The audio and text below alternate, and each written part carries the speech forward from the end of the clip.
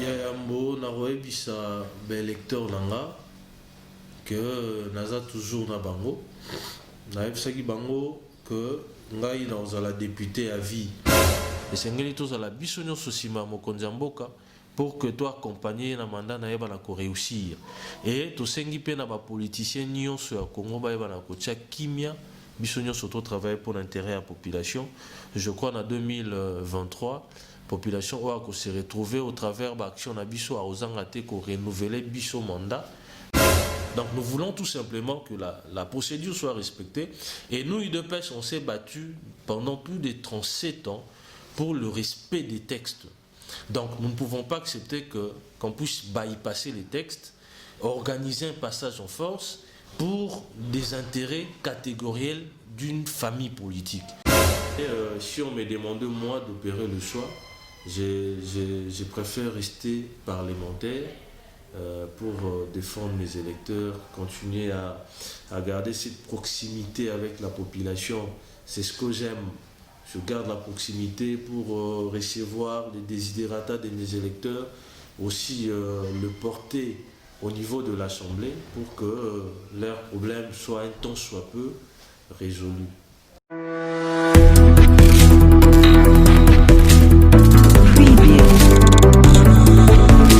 Très chers internautes, vous nous suivez de partout dans le monde. Vous êtes sur Congo Sarepta TV. À la présentation, c'est M. Berry Mukokila.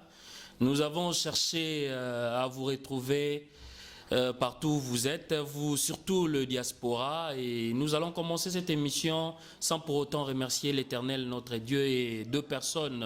Si vous avez aimé, si vous allez aimer comprendre cette émission, c'est grâce à la personne qu'on appelle Jimmy Sita et Chris Ambunga.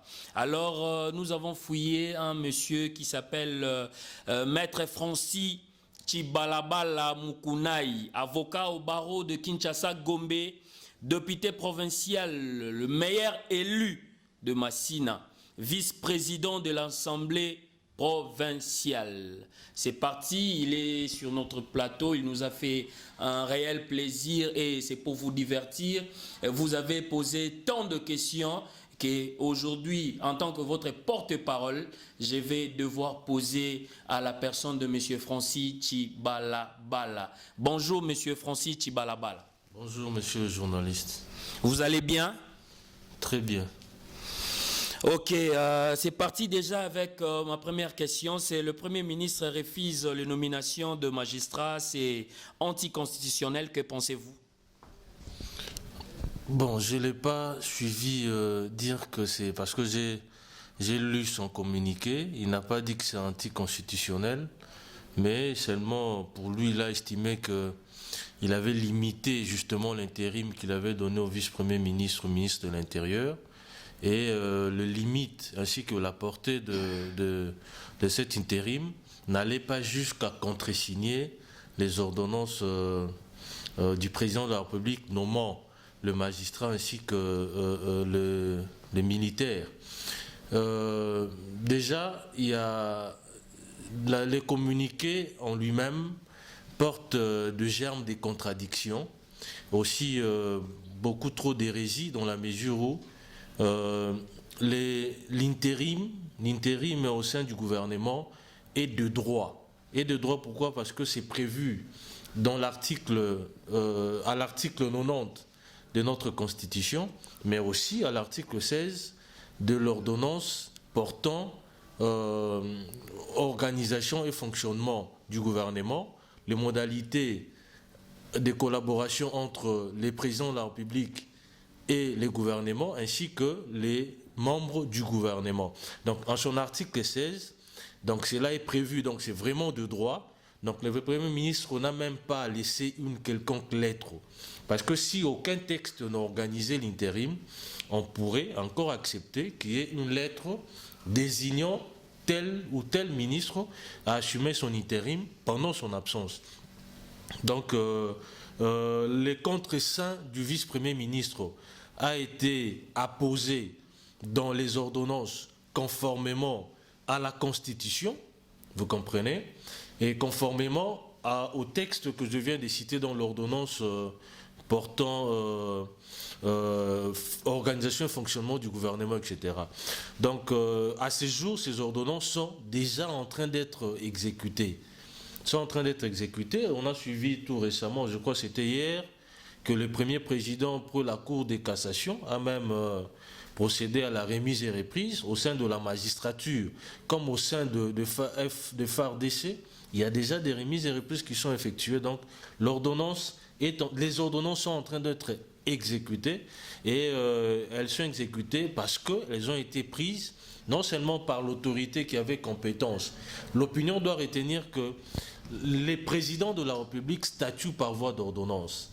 Ce n'est pas le Premier ministre. En réalité, les ordonnances ou l'ordonnance, c'est l'acte qui est pris par les présidents de la République.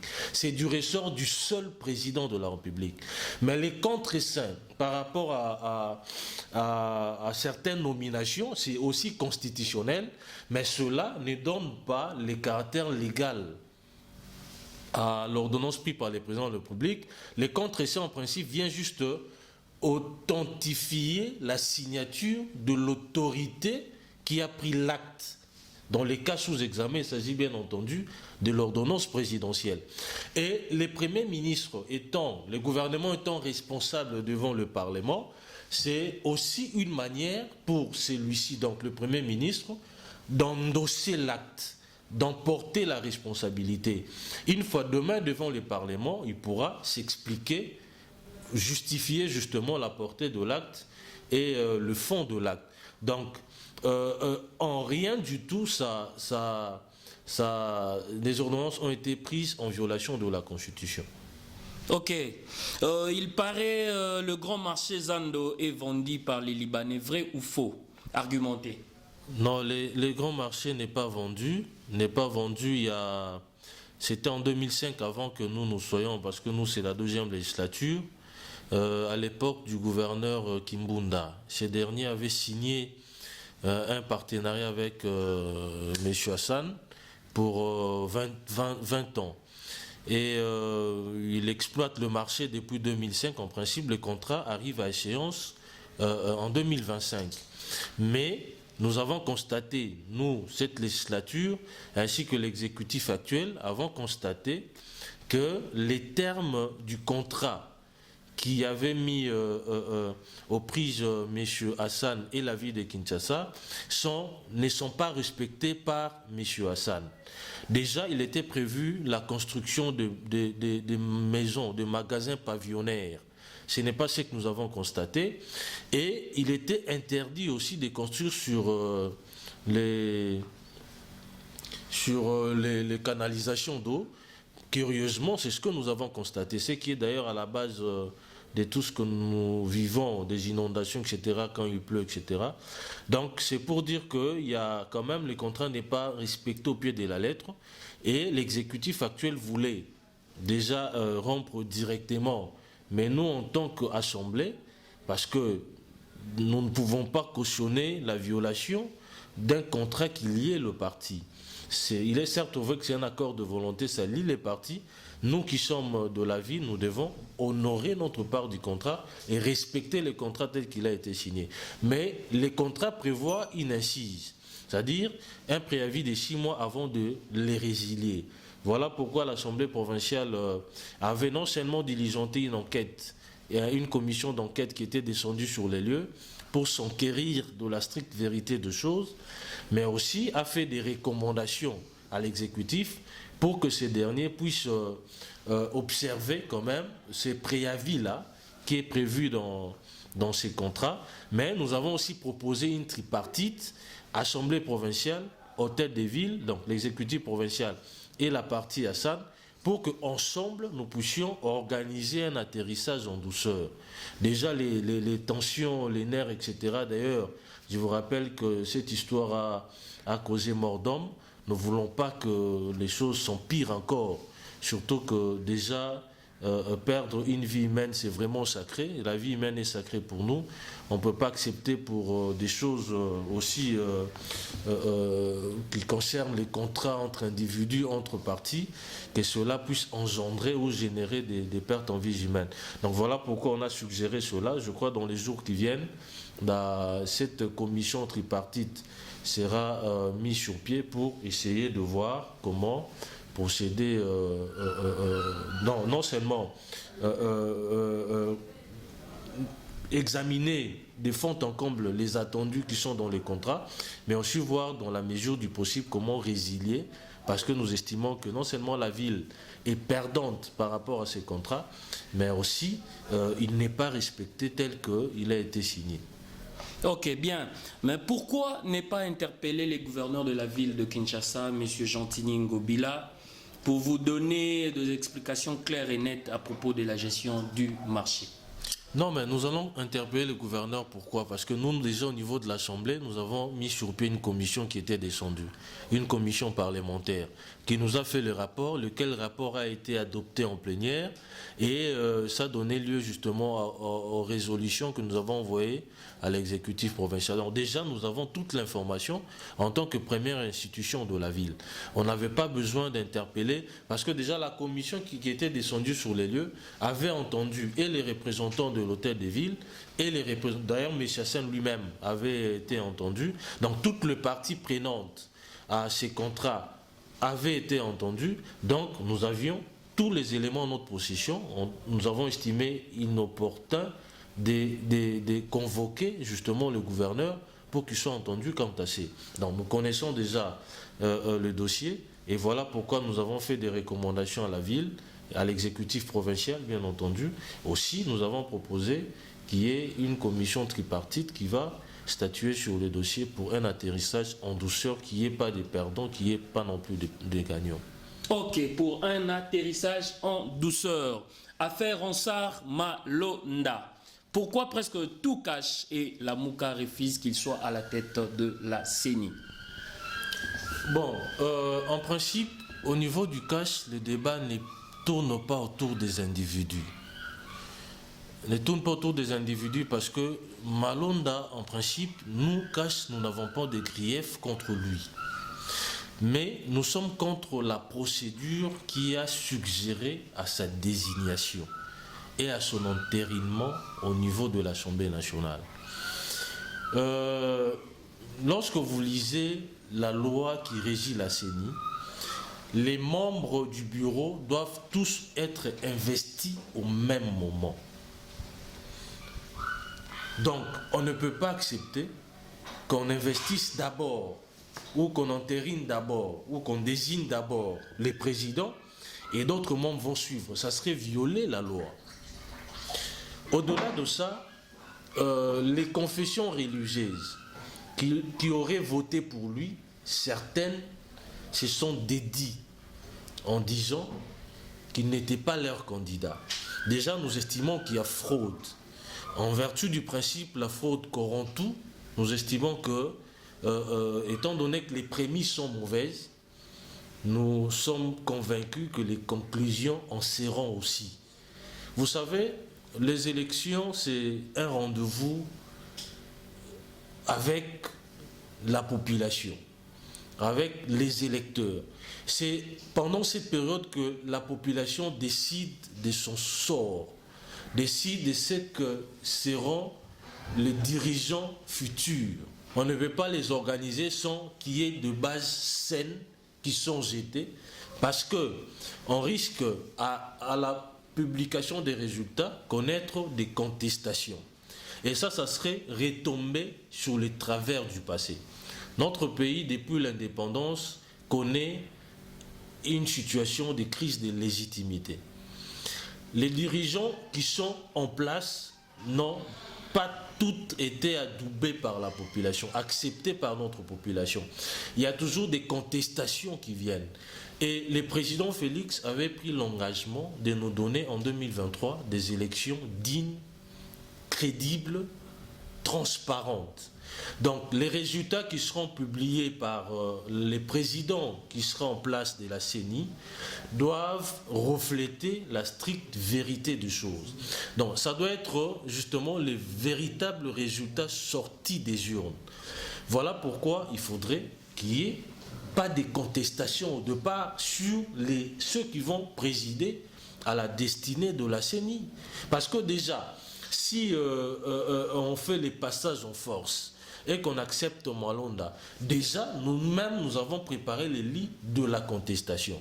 Donc demain, n'importe quel candidat que ce dernier publiera, celui-là ne sera pas accepté par la population, par une frange de la population.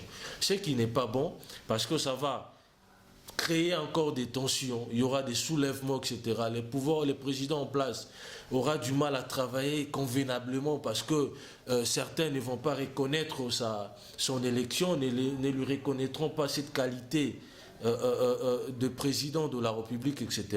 Ce qui n'est pas bon. Voilà pourquoi il faudrait que les choses soient bien faites pour nous éviter des contestations dans l'avenir. Donc, nous ne sommes pas contre l'individu. Si, par exemple, on recommençait la procédure et que, après vote des confessions religieuses, c'est le même monsieur qui est élu, nous allons applaudir, parce que là, ça sera fait. Même les présidents n'avaient pas dit qu'ils ne voulaient pas de Malonda.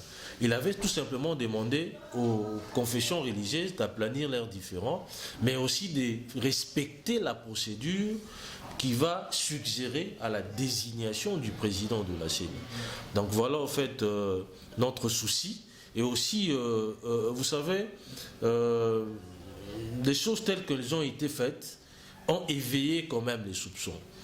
Nous qui sommes du cash, comme ceux qui sont dans l'opposition aujourd'hui, estiment que le FCC était à la manœuvre et que c'est un candidat du FCC, même si le FCC n'a pas participé au vote, mais le fait qu'il soit porté par le FCC, soutenu par le FCC, en tout cas a éveillé des soupçons et là, les gens deviennent soupçonneux.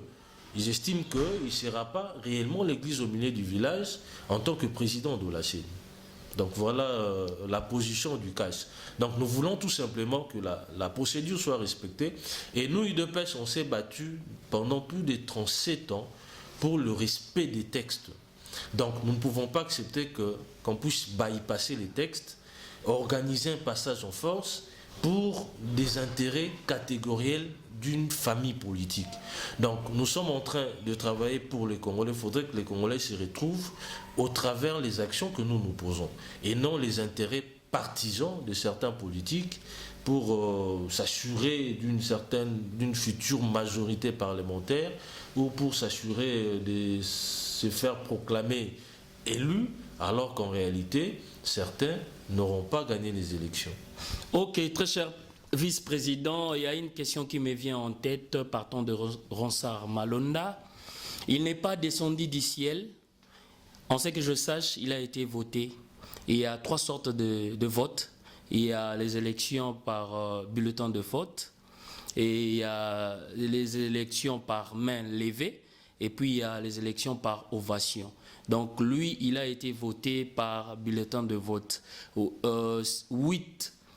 6 sur 8. Donc il a été vraiment élu.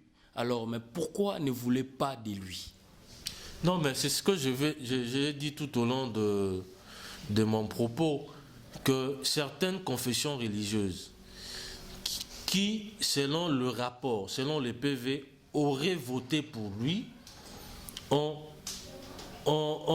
se sont dédits. C'est-à-dire, ils ont refusé de reconnaître cela. Ils ont dit que ceux qui les représentaient n'avaient pas mandat pour ça. Donc, elles n'avaient pas porté Ronsard comme étant leur candidat à la présidence de la CENI. Donc, je parle de confession religieuse qui s'était... Je fais allusion à l'église catholique et je crois l'église... Non, et kimbanguiste, excusez-moi, qui avait voté parce que catholique n'avait pas voté. L'église kimbanguiste, il y a, je crois, aussi les musulmans aussi qui avaient estimé qu'ils n'étaient pas leurs candidats. Bon, voilà déjà, c'est là que ça nous pousse à dire qu'il y a eu fraude. Donc, étant donné qu'il y a eu fraude, et la fraude corrompt tout, on doit recommencer la procédure. On doit annuler ce qui a été fait parce que elle n'a pas été fait, ou cette élection n'a pas été faite conformément au texte, et puis les PV ne reflètent pas la vérité de ce qui s'était passé réellement. Donc voilà, donc nous ne sommes pas contre son élection, mais nous sommes plus contre la procédure qui avait conduit à son élection. Voilà. Mais très cher vice-président, vous dites qu'il est du FCC, c'est vrai? Non, moi je n'ai pas dit qu'il est du FCC. Les présidents, selon la loi, sont désignés par les confessions religieuses. La société civile, les confessions religieuses, ce n'est pas le FCC.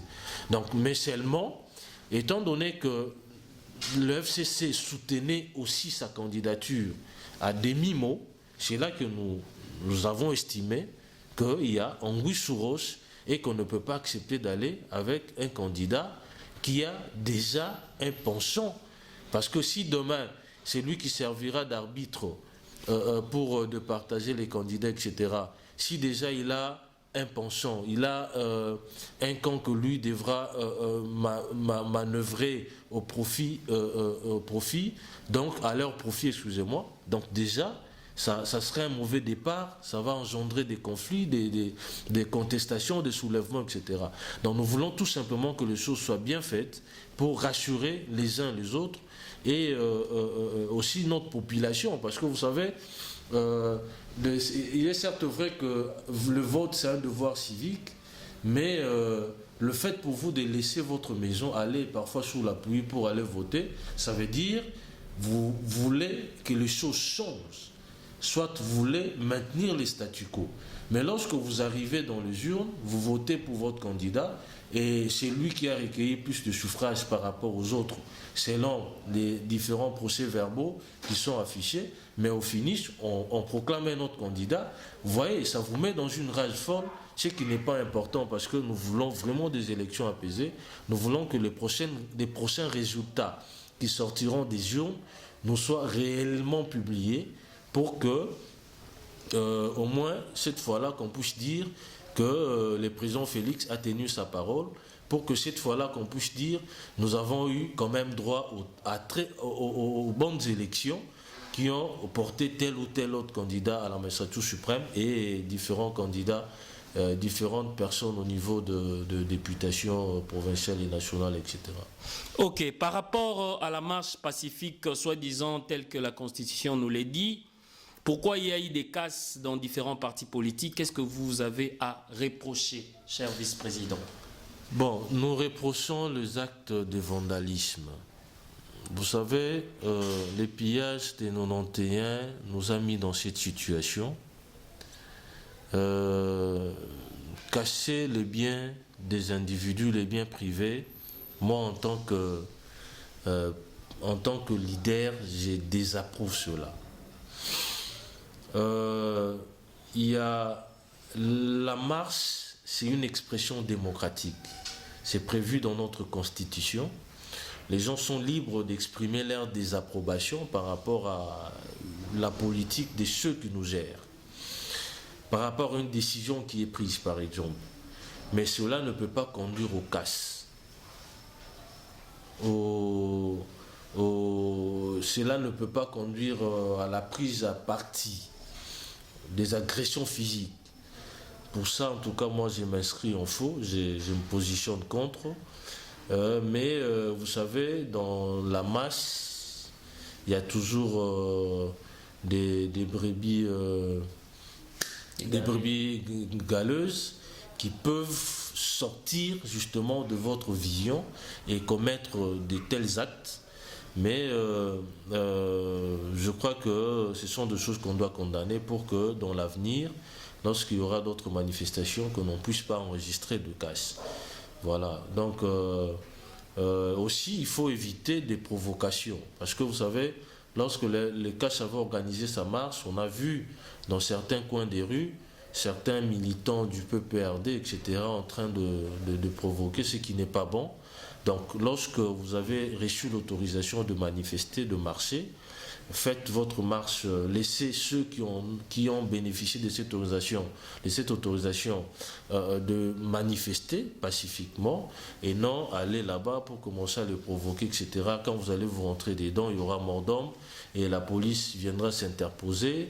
Parfois, elle risque de tirer à balles réelles, etc. Et ça va encore occasionner des morts, ce qui n'est pas bon. Donc nous sommes une jeune démocratie, nous devons consolider ces acquis et c'est de cette manière-là que nous allons connaître notre essor et non s'adonner aux actes de vandalisme et tout, ce n'est pas intéressant. Bien, chers internautes, nous devons connaître notre sort. Nous pouvons dire, il y a depuis février 2019, très cher vice-président, il sévit une maladie qu'on appelle Covid-19. Que faire pour respecter le geste barrière à Kinshasa, dont vous êtes le vice-président de l'Assemblée provinciale? Bon, tous nous avons suivi les discours du président de la République. Il a levé l'état d'urgence. La levée de l'état d'urgence ne signifie pas la fin de la pandémie. La maladie existe. Il y a des contaminations qui sont diagnostiquées tous les jours. Il y a des gens qui meurent de cette maladie. Le port de masques doivent être obligatoire. Le port doit être obligatoire. Il faudrait que chaque citoyen, sans qu'il y ait la police derrière lui, puisse considérer que la maladie existe et placer les cache-nez partout où il se trouve. C'est de cette manière-là que nous allons stopper justement la propension de cette maladie. Au-delà de ça aussi, il faut respecter la distanciation physique. Il ne faut pas être trop en contact avec tout le monde parce que vous pouvez être porteur de la maladie et la contaminer à d'autres personnes sans que vous-même vous sachiez que vous avez été contaminé. Donc il faut respecter la distanciation physique, mais aussi il faut se laver les mains avec les savons à tout moment, etc. Et ceux qui ont des désinfectants, ils doivent les appliquer chaque fois qu'ils sont dans des endroits publics, chaque fois qu'ils sont en contact avec des gens, etc., ça vous permet quand même de vous mettre à l'abri de cette maladie. Donc la maladie existe et certains pensent que c'était une escroquerie, mais je crois que cela était dû aussi à cette désorientation de notre population par certains politiques en quête de positionnement qui ont voulu qui ont voulu faire croire à la population qu'il s'agissait d'une escroquerie, la maladie n'existe pas. Mais maintenant, ils se sont rendus compte que la maladie est une réalité et qu'il faudrait vraiment en prendre des dispositions pour éviter d'en être contaminé, aussi décontaminer plus de gens. Et là, ça sera vraiment très, très difficile pour... déjà, nous n'avons pas assez d'infrastructures pour accueillir les plus grands nombres si jamais il y a des contaminations. Mais aussi, lorsque la maladie atteint sa maturation, il y a les malades parfois sous respirateur, on n'en a pas assez. Donc déjà, s'il y a beaucoup de contaminés, ça sera encore catastrophique pour nous parce que déjà les conditions d'accueil, etc., même les respirateurs sont vraiment à compter, ce qui va nous mettre vraiment en difficulté. Donc nous devons respecter des gestes barrières,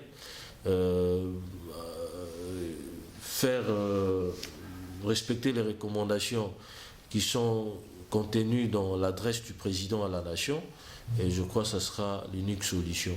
En attendant qu'on trouve le vaccin, en attendant qu'on trouve les traitements appropriés pour cette maladie. Ok, nous devons respecter le geste barrière. C'est individuellement pour l'avancement de notre très cher beau pays, la République démocratique du Congo. Nous pouvons dire tout haut ce que les autres disent tout bas. Le gouvernement provincial a un rôle de gérer tout geste et fait de ministres provinciaux? Et est-ce que jusqu'à pendant que votre mandat, est-ce qu'il y a eu des interpellations de ministres provinciaux, oui ou non? Argumentez. Des interpellations où?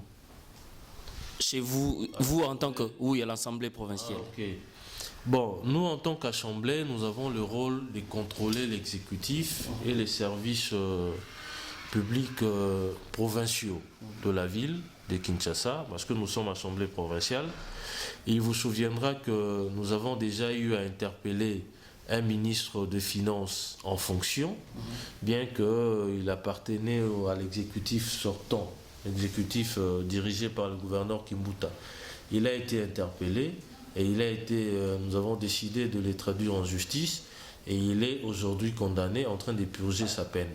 Au-delà de ça, nous avons interpellé les responsables des services publics de la ville, les DG des FONAC,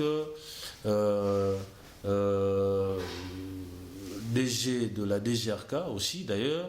L'Assemblée avait fait une recommandation au gouverneur de les révoquer parce que nous avons estimé que sa gestion n'était pas efficiente, etc. Donc, nous sommes en train de faire notre travail. À ce jour, nous pouvons conclure que le bilan, il est positif, mais l'interpellation ne se fait pas avec beaucoup de légèreté, avec une légèreté déconcertante. Il faut réunir des éléments lorsque vous estimez qu'il y a des accusations qui pèsent contre un gestionnaire de la ville, les gouverneurs ou les ministres, etc. Il faut réunir tous les éléments vous permettant de les interpeller et de soutenir justement soit votre interpellation, etc. Donc si vous n'avez pas réuni tous ces éléments, vous ne pouvez pas le faire au risque de se faire ridiculiser, parce que c'est vous qui constituez l'accusation pratiquement. Et la personne qui vient se défendre doit se rendre compte que vous avez tous les éléments l'incriminant. Donc si vous n'avez pas réuni ces éléments, vous ne pouvez pas, seulement pour plaire à l'opinion, pour plaire à vos électeurs, commencer à convoquer, etc., sans que vous ayez réuni suffisamment d'éléments à charge de personnes que vous allez interpeller. Donc notre bilan est largement positif, mais nous sommes en train de travailler, nous n'avons pas baissé garde, nous sommes toujours sur le front en train de travailler. Nous sommes déjà en vacances parlementaires et chaque député est dans sa base électorale en train de recueillir leurs désidérata, aussi de faire la restitution d'une semaine de session que nous avons eue à la suite justement de l'état d'urgence, parce qu'on n'avait pas ouvert notre session au mois de mars tel que prévu dans la loi. On a juste travaillé pendant une semaine. Donc nous sommes vraiment en train de faire notre travail et je crois que l'opinion, tant nationale ou tant provinciale que nationale, retient quand même une bonne impression de nous, Assemblée provinciale de Kinshasa, et nous allons aussi continuer sur cet élan pour davantage préserver les intérêts des Kinois. Parce que l'exécutif est là pour travailler pour l'intérêt des Kinois, et nous sommes là en tant que digue, en tant que rempart, pour veiller à ce que leurs intérêts soient sauvegardés. Très chers internautes, surtout vous qui êtes dans d'autres cieux, le bilan est largement positif par rapport aux interpellations. Très cher vice-président, en tant que député provincial, avez-vous eu le temps, depuis que vous êtes élu comme meilleur député de Massina par bulletin de vote, est-ce que vous êtes rentré pour dire merci à vos électeurs? Si oui, qu'est-ce que vous envisagez de faire pendant votre campagne électorale prochaine pour eux? Bon, je l'ai fait parce que quand j'ai été élu, je crois, après 2 mois, j'avais organisé une activité dans une salle de la place, donc à Massina, et ont été conviés mes électeurs. À l'occasion, je leur avais présenté mes remerciements par rapport à leur vote qu'ils avaient fait à mon égard. Aussi, je leur avais fait quelques promesses par rapport à mon action de parlementaire, parce que l'opinion doit savoir que les députés, c'est pas lui qui construit de routes, c'est pas lui qui dessert en eau, en électricité sa circonscription électorale. Ce n'est pas lui qui fait en sorte que l'insécurité soit éradiquée. Ce n'est pas, c'est-à-dire, ça c'est du ressort de l'exécutif. Maintenant, en tant que député, nous avons la mission de représenter nos électeurs, de contrôler l'exécutif, aussi de voter des édits. Bon, par rapport à ces missions, je suis en train de le faire convenablement. Les contrôles, c'est fait convenablement parce que nous sommes en train de veiller aux faits et gestes de l'exécutif. S'agissant de leur représentation, je suis en train de les représenter valablement parce que il vous souviendra lors du vote de l'édit budgétaire passé, j'avais pu faire inscrire certains besoins de mes électeurs, notamment l'avenue Matankumu qui doit être réhabilitée. Nous avons l'école ISCOM qui doit être réhabilitée aussi. Nous avons plaidé pour que les transports ferroviaires soient opérationnels parce que les trains ne fonctionnent plus depuis un certain moment. Avec la densité qu'il y a en termes de population dans ma circonscription électorale, mes électeurs ont du mal à aller à temps en ville. Aussi, le nombre de bus, taxibus, etc. ne permettent pas de placer aussi rapidement mes électeurs. Or, les trains a la capacité, par exemple, une voiture a la capacité de contenir plus de 500 personnes, alors que 500 personnes, ça vous fait au moins 500 personnes, donc plus, ça vous fait pratiquement plus de 5 bus Transco, des gens confinés. Donc c'est pour dire que une seule voiture seulement peut contenir au-delà de 500 personnes, et si vous en avez 10, ça peut faciliter le transport de mes électeurs. Donc ce sont des choses que nous avons pu obtenir, d'en faire inscrire dans le budget de la ville, et nous sommes en train d'attendre voir que cela soit matérialisé par l'exécutif provincial. Bon, l'exécutif a connu aussi des problèmes parce que l'exécutif a totalisé une année, mais avec la pandémie, etc., déjà au niveau des caisses, il n'y avait rien, ils n'ont trouvé que de dettes. Donc, le temps que la ville puisse se refaire une santé financière, je crois que ces besoins de nos électeurs seront exécutés par la ville. Et nous sommes en train d'y veiller, bien entendu, parce que c'est pour ça que nous sommes là à l'Assemblée provinciale. Ok. Aujourd'hui, très cher vice-président de l'Assemblée provinciale, vous êtes député provincial, demain peut-être ministre ou soit député national. Quelle démarche faites-vous pour en arriver là? Pour devenir ministre? Oui. Non, mais moi je suis bien dans ma peau de député. Vous savez, chacun a ses préférences. Hein. Moi personnellement, j'ai un faible pour la défense des faibles, la défense des opprimés. Je suis avocat, c'est ce que j'ai fait pendant 10 ans de profession, plus de 10 ans de profession. Je disais la fonction parlementaire rime avec la fonction d'avocat, c'est-à-dire avec la profession d'avocat, voulais-je dire.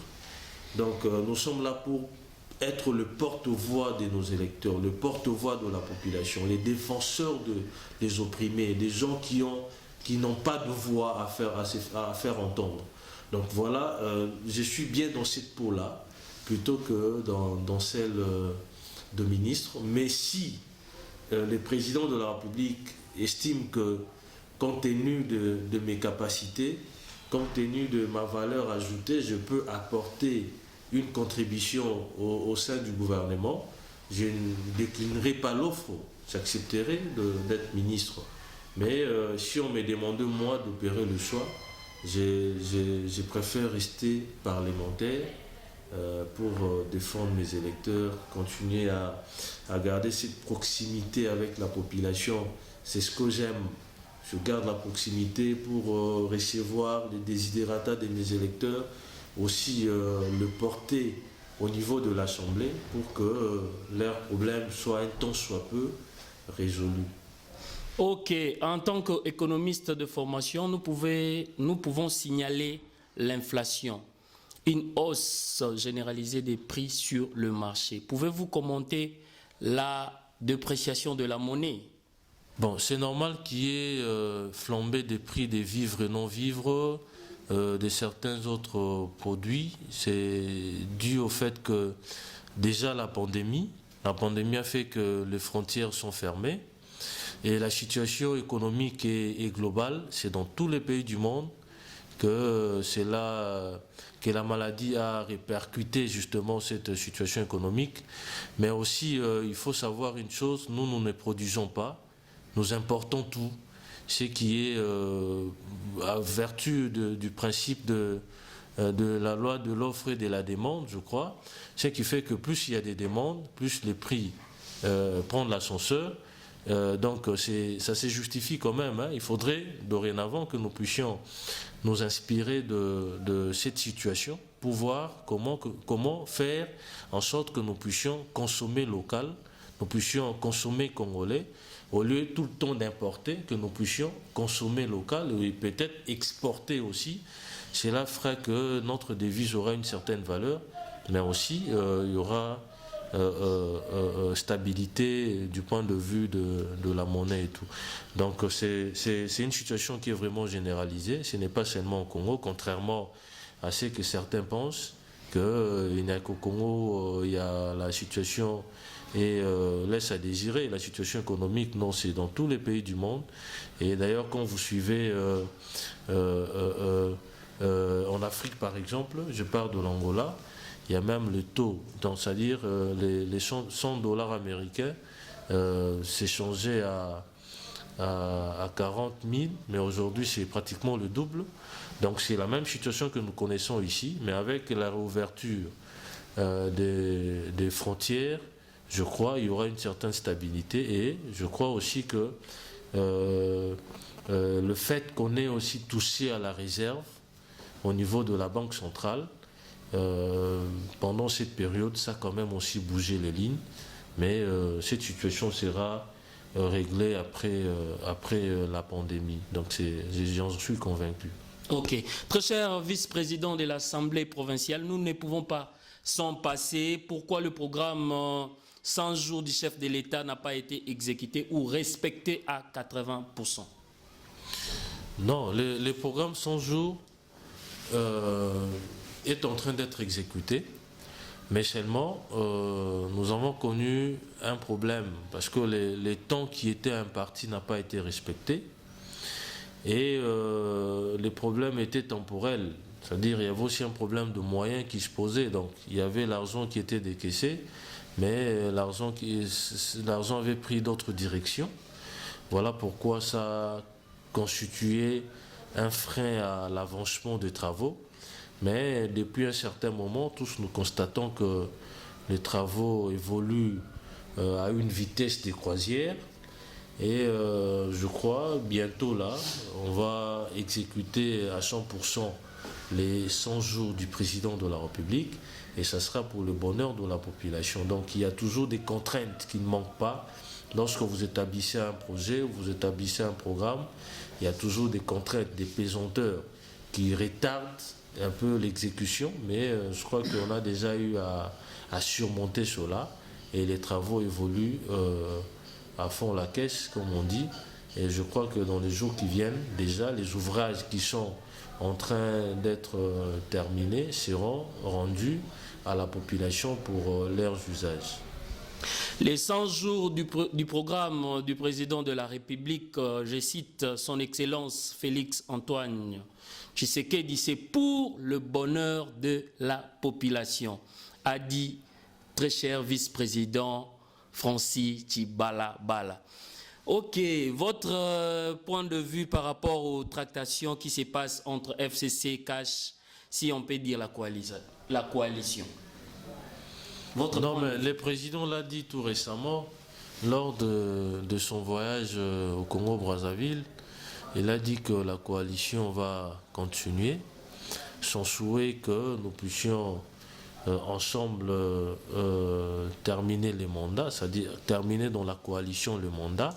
C'est son vœu le plus cher et il s'est toujours battu pour ça.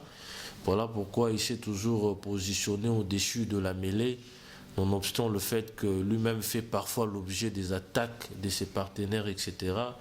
Des attaques verbales comme de coups bas parfois qu'il reçoit lorsque certaines choses sont faites de manière clandestine.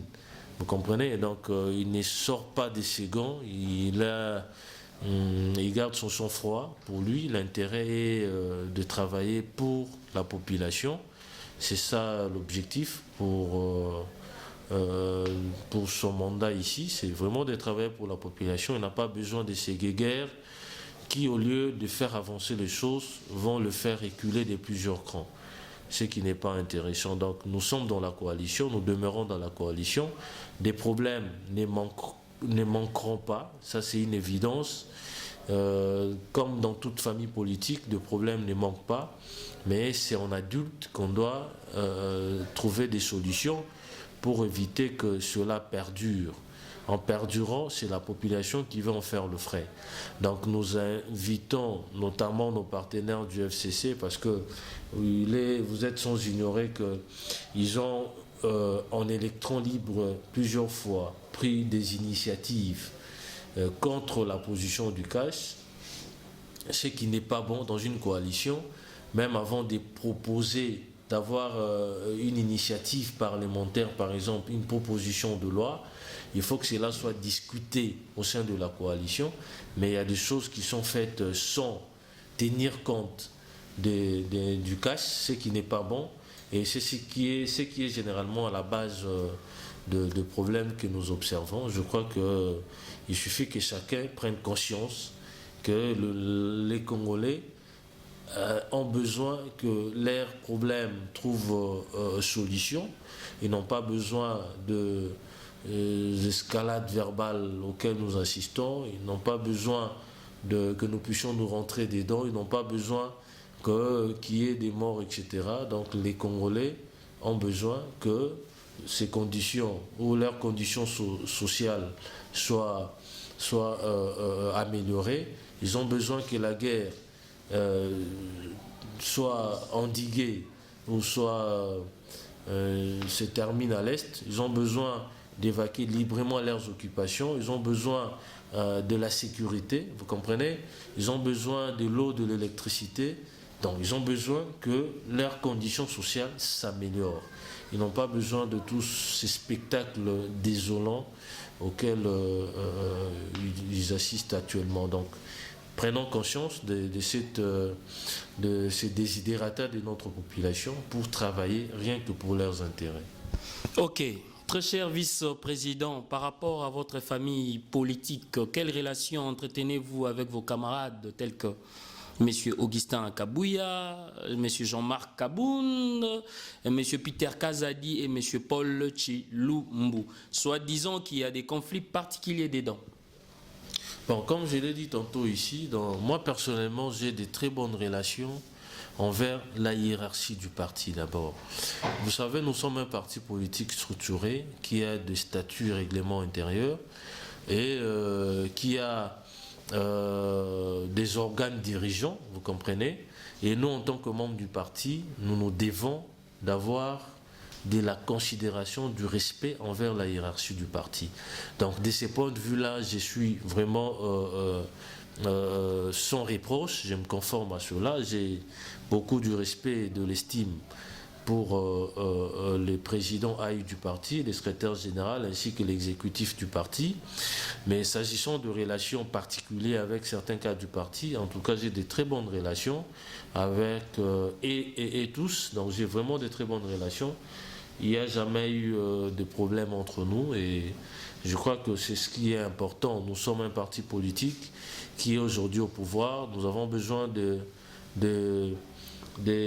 mutualiser justement nos intelligences, nos énergies pour l'avancement de notre pays, pour aider les chefs de l'État à réaliser sa vision, à matérialiser son programme qu'il avait présenté lors de la campagne, donc à concrétiser ces promesses des campagnes en fait. Donc nous n'avons pas besoin de nous rentrer dedans, etc., pour de questions qui peuvent se régler en responsable, vous comprenez. Donc moi je n'ai pas de problème avec qui que ce soit. Mes relations sont vraiment au beau fixe à l'égard de tout le monde du parti, de la base au sommet. Hier, il y a eu un grand discours de son Excellence, le chef de l'État, M. Félix Antoine Tshisekedi, partant de la fin de l'état d'urgence et le déconfinement total. Quel est votre message à la population par rapport aux bars? Mais les églises restent confinées. Bon, vous savez, les gens ont peut-être fait une mauvaise interprétation du discours du président de la République. Les églises restent momentanément confinées, mais elles vont ouvrir leurs portes dans peu de temps. Vous comprenez, notre économie est en train de battre de l'aile. Comme vous savez, l'état d'urgence, on avait tout fermé. Tous les commerces, etc., les restaurants, les banques, tout était fermé. Et ce qui a engendré la situation économique que nous connaissons aujourd'hui. Et notre économie est soutenue essentiellement par... c'est l'informel qui fait notre économie en réalité. Et pendant que ces activités-là sont fermées, nous ne pouvons pas décoller. Nous savons aujourd'hui que ces paisibles citoyens qui se débrouillent, des tenanciers de bars, des restaurants, etc., ils ont fait le frais de cette pandémie. Comment faire pour les aider à redémarrer leurs activités? Déjà, ils sont en difficulté.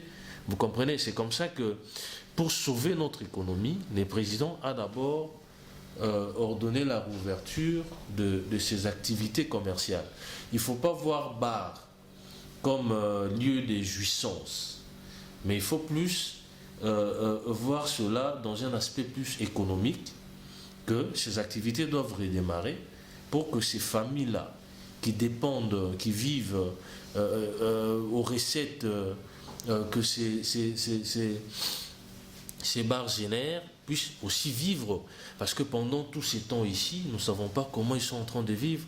Ce sont des familles, ce sont des responsables, parce qu'ils ont engagé des gens qui sont dans le chômage forcé, des gens qui n'arrivent plus à nouer les deux bouts parce qu'ils ne sont plus en activité. Donc il faut plus voir sous cet angle-là, plutôt que de faire une comparaison qui n'a pas lieu d'être, de comparer les églises, parce que là on prie les seigneurs, et les bars, un lieu de jouissance tout simplement, où on ne fait jamais la promotion du Seigneur. Donc il ne faut pas voir les choses sous cet aspect-là. Donc voilà ce qui a animé le président à laisser l'ouverture de ces activités commerciales qui sont importantes non pour la nation mais aussi pour ceux qui les tiennent, ces activités. Donc les églises vont reprendre. Déjà nous sommes chrétiens, on n'est pris pas seulement à l'église, nous organisons parfois des prières au niveau de nos familles, nous prions tous les jours dans nos maisons. Donc ceux qui sont réellement chrétiens le font. Ils n'ont pas forcément besoin qu'on puisse ouvrir les églises pour commencer à prier. Ils ne vont pas nous dire qu'ils avaient marqué aussi une pause pour la prière parce que nous sommes en état d'urgence. Donc il ne faut pas essayer de créer une polémique inutile, une polémique qui va nous diviser inutilement et coller des étiquettes aux gens comme si ce sont des satanistes, parce qu'ils n'ont pas ouvert des églises, etc.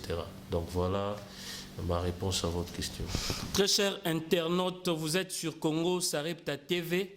Si vous avez aimé, n'hésitez pas, nous sommes presque à la fin de notre émission. Écrivez-nous, critiquez-nous sur le numéro qui est affiché au bas de l'écran.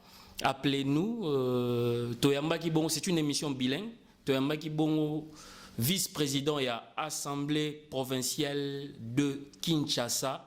Monsieur Francis Chibalabala Mukunai, le meilleur élu des députés provinciaux de Massina. Tu es à Salagini pour la meilleure élu. La question est de poser yango. So musu sezali numéro musu se rozonga nulle part ailleurs kaka na Congo Sarepta TV to chité bongo yango to tikelier maloba o eza portrait caché.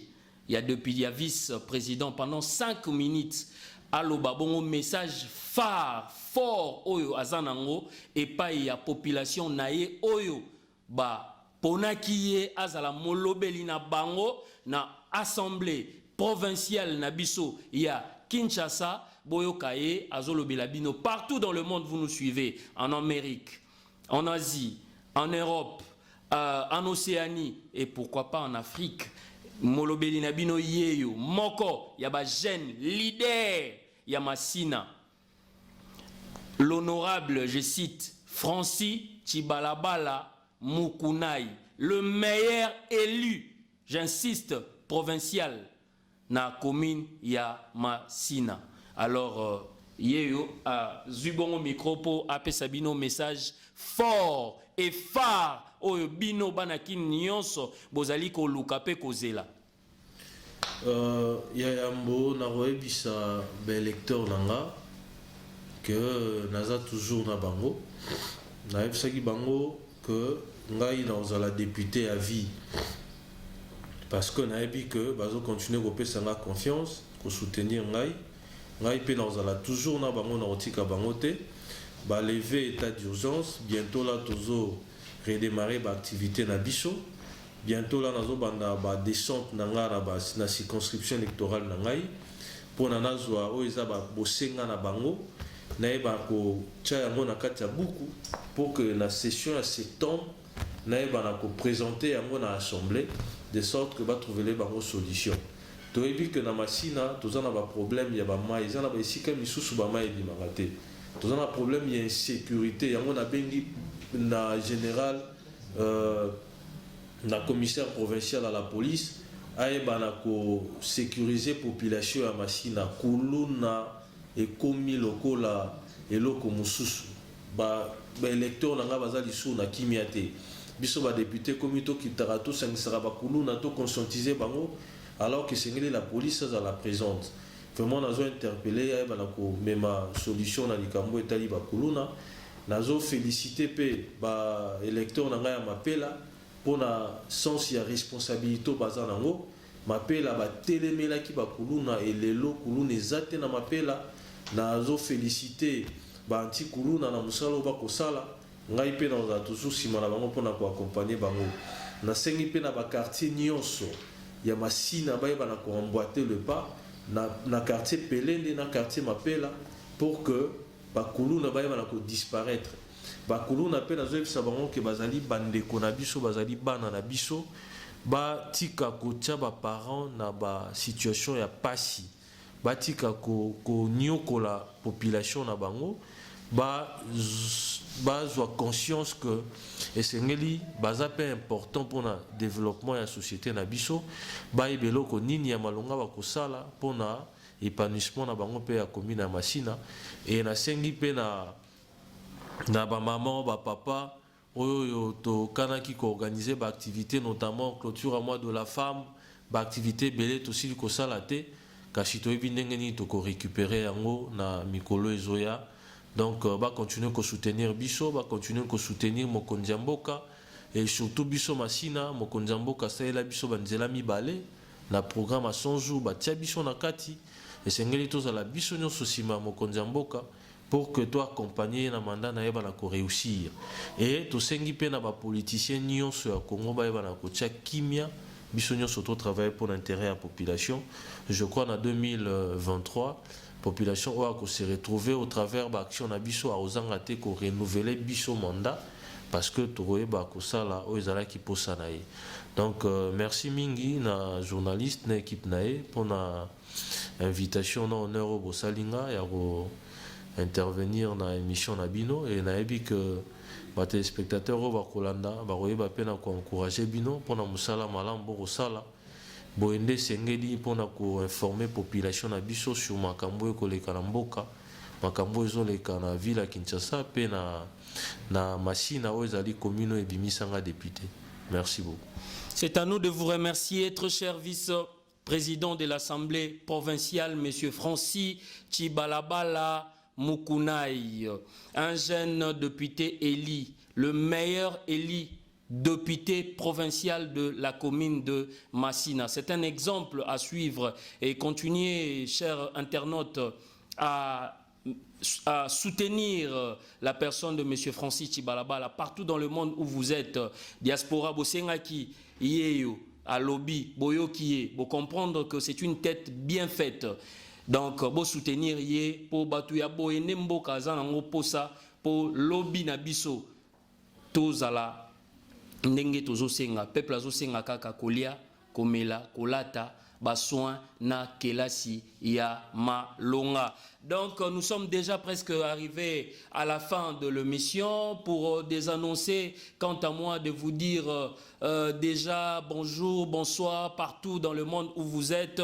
Donc je ne peux pas oublier les personnes qui nous soutiennent pour que bomona musala oyo professionnalisme oyo et batuana nyonso bazali sima na biso topesi bongo mbote to sala ba dédicace mais awa to sitara kaka to cité expert Rossi Mandefu Ergozoom chargé des relations publiques et financières et puis Tobo Sanité, je cite Maître Platini Mbemba chargé juridique ya Congo Sarepta TV, Docteur Junior Batuta Emporio, le grand cowboy, Tobo Sanité, je cite Dr Didier Classe Nkere Londala, Napen MLS, je cite Dr Aziz Kazouazoua Les Sages, je cite aussi le maître Freddy Bossomba, le futur avocat au barreau, et je cite monsieur Yannick Kangoudiangoudias, et je cite aussi l'expert Dieudonné Bagaloa Bagos. Et pourquoi pas ne pas citer les docteurs Andy Bokolo,